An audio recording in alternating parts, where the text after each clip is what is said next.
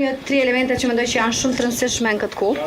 E para është e papranueshme, siç keni mund edhe ju me e pa, një gjuhë e cila është përdorur kundrejt kandidatës tonë për kryetarit të kuvendit të Republikës Kosovës, Albulena Xhiut. Pra, këtë ditë kemi pa jashtëzakonisht shumë ofendime, të cilat kanë pas bazë gjinore. Fakti që një ofendimi ja vendos mbrapa komentin politik, nuk e bën komentin politik, përkundrazi ai vazhdon të mbetet një ofendim. E dyta, në mungesë të kritikave të një menda, ka pas tepër shumë sulme mbi baza personale e private, po ashtu, siç e thash edhe në fillim, me elemente shumë të theksuara seksiste e mizogjene.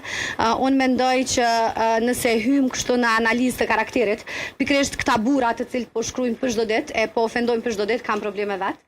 Ata përfaqësojnë një mentalitet i cili është thellësisht patriarkal edhe gjithatë elementin e vet traumatik me cilin ata ballafaqohen vet për çdo natë janë të kontaminu opinionin publik me të. Dhe e treta, unë mendoj që kjo është një situatë e cila nuk është thjesht një luftë kundrejt Albulena Xhiut, kjo është një luftë kundrejt të gjitha grave, të cilat në të ardhmen synojnë pozicione të rëndësishme shtetërore. Pra, është jashtëzakonisht të rëndësishme të ketë parasysh se një gjuhë e tillë është e papranueshme, edhe konsideroj që është e nevojshme që të gjithë ne ta theksojmë vazhdimisht këtë çështje. Po te tonalet e gjuha, po gjuhën ka stash për ka përdorur kryeministri Kurti duke drejtuar opozitën si Ajvan. Si është shëndrimi juaj për këtë kësaj? Ajo që unë po them është që elementet të cilat po i shohim ne për çdo natë kanë të bëjnë me një gjuhë e cila në thelb është gjuhë seksiste.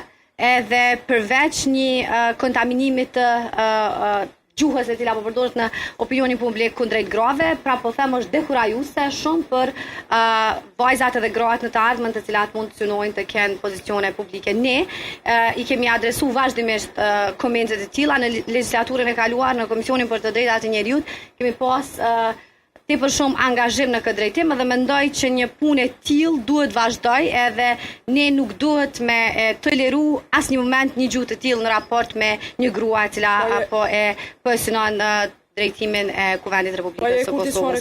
Po pres që edhe mekanizmat bikqyrës të cilët e kanë këtë rol të kenë adresimin e tyre në këtë drejtim.